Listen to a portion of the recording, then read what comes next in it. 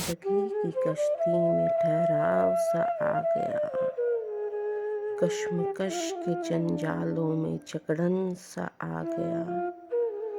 यूं असमंजस में फंसी के गहरी सोच में डूबी जिंदगी की कश्ती। कब इन उलझनों से निकल जाऊं, उन लम्हों और यादों को दफना कर आ जाऊं कि वो फिर कभी ना जागे, आराम से सो जाए, तन्हा ही रह जाए, फिर कभी ना उबर पाए, मिट्टी में ही भस्म हो जाए।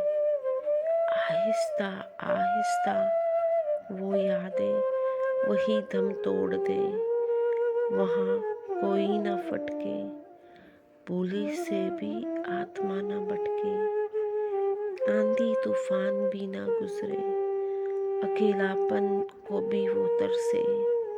जारे लम्हे तो उन यादों को भी तरसे, उन पैगामों, फरमानों, ख्वाहिशों के लिए भी तरसे।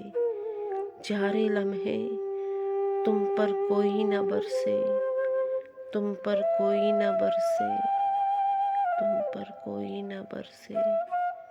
जारे लम्हे।